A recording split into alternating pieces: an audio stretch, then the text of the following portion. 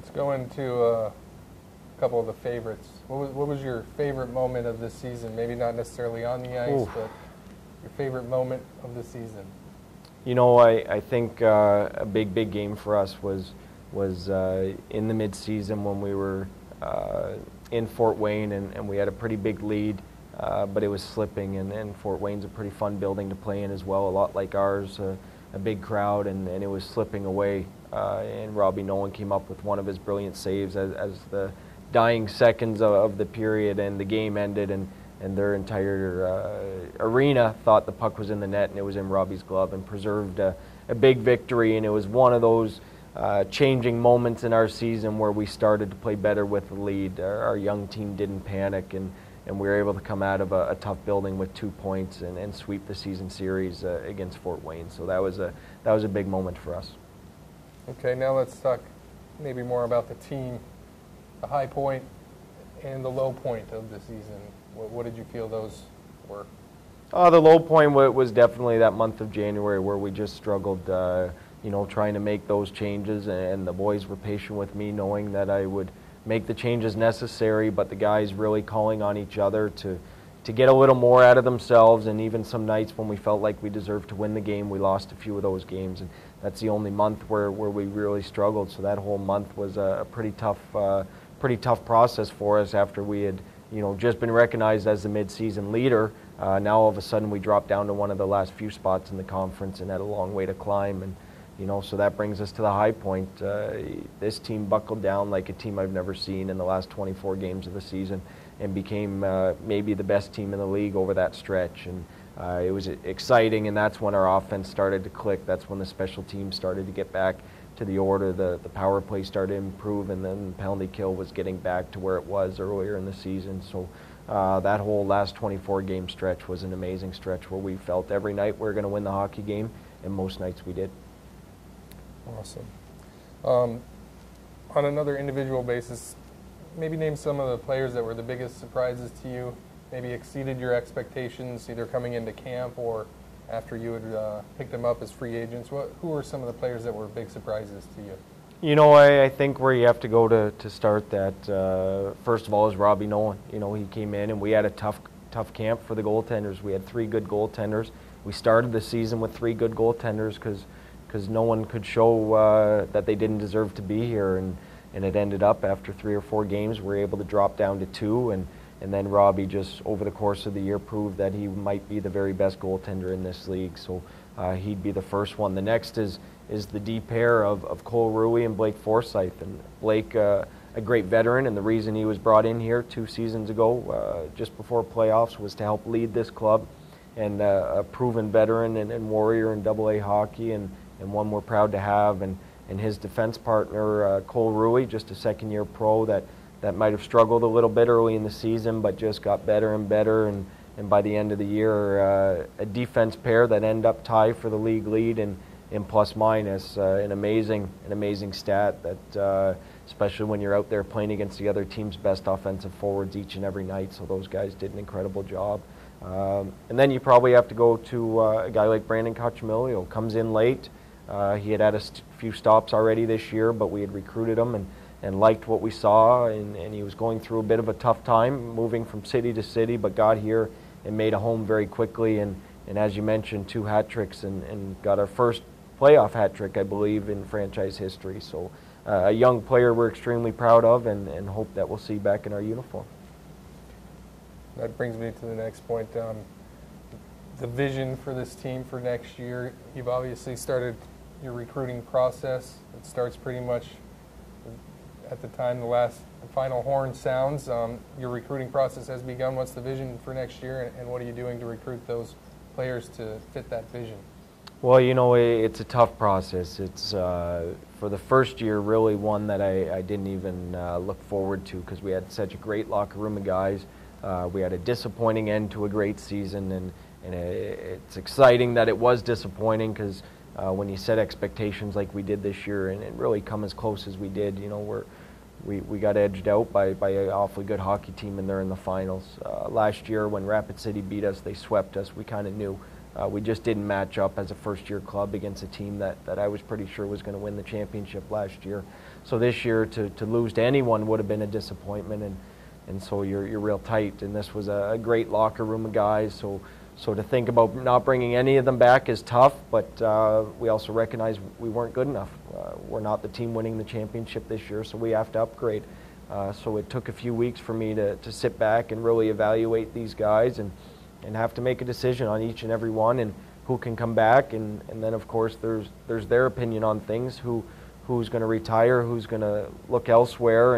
And we've got just about every player that wants to be back here, and we're real excited for that. But we are going after the best young talent available. We're going to continue to work to make this team a younger team. We're going to continue to work to be a more offensive team, and this year we have a lot to build on. Some, like you mentioned, some exciting young talent, guys that have proven they can put the puck in the net. We need more guys that can put the puck in the net, but we're not going to get away from our big and physical style of play. We want to be a team that can get in there and crash, and you can't hold teams to 15 and 17 shots by not getting on the forecheck, and that's something we are very successful at for quite a span throughout this year. Now we need guys that can finally bury that puck, and some nights we did it. You get 11 goals one night, you know you've got some offense. You get 9 goals one night, you know you've got some offense. But then you get knocked out of a playoff series by losing a game 2-1. It is tough to swallow, and so we have to go after guys that have the creativity, but also guys that are committed to work both ends of the ice. All right, Coach, we're going to go to our Facebook fan question. We asked fans to submit some questions for this interview. We're going to pick one, and that special person is going to win a team autographed T-shirt. Great. And that person is Brandon Gerst. And his question is, what did you do this year towards the end of the year to better the PP, and what will you carry over to next season? Well, Brandon, great question. The power play is something that can be either your best weapon or your most frustrating aspect of the game. And we thought we had it. We thought we were going right where we wanted to, and when we lost those 2 players at midseason, those were 2 guys that we relied heavy on for the power play. So then we had to find the right mix of guys, and we think we did towards the end of the season. And so chemistry and guys getting used to each other is a hugely important aspect of the power play, having that sixth sense of where your teammate's going to be, and you can't get that without stability in the lineup. And towards the end, I think guys got it, that you have to work desperate. How can you have the #1 penalty kill in the league, which is just about hard work and everyone being on the same page, and then one of the worst power plays. And so to see that, and really we just spent more time. We spent a lot of time at the end of the year, and that's something that we'll certainly learn from. Right from day one next year, we will spend the time on the power play. And of course, we're hoping to add more offensive weapons. That you need guys that can put the puck in the net, and you see guys that played a lot of power play minutes and didn't really produce this year, and we just can't have that next year. So we need better team concepts. We need guys to work real hard, and we need pure goal scorers to put the puck in the net. But we were real proud of the power play, and the reason we were successful in the playoffs when we were is because the power play functioned, and the power play finished the year higher than it did in season 1, which is one of many stats. Just about every stat that finished better in year 2 than year 1, and we'll look to make the same improvements in year 3. Awesome. Thanks for the question, Brandon. Last but not least, we're going to do a quick 5. We want your quickest answer to some of these fundamental questions we've got. Got me on the spot, Patrick. You ready? All right. Funniest moment. Funniest moment, the first time I saw that orange hat come out after a hat trick. Unbelievable creativity of our fans and the players to have the nerve to put it on and go back out on the ice.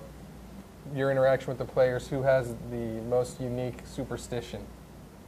Oh, boy, I would say it's probably just the chaos of Mike Barry. You just don't know what he's going to do. I don't know if there's any superstitions there, but the stuff he would do, just you wonder. You shake your head.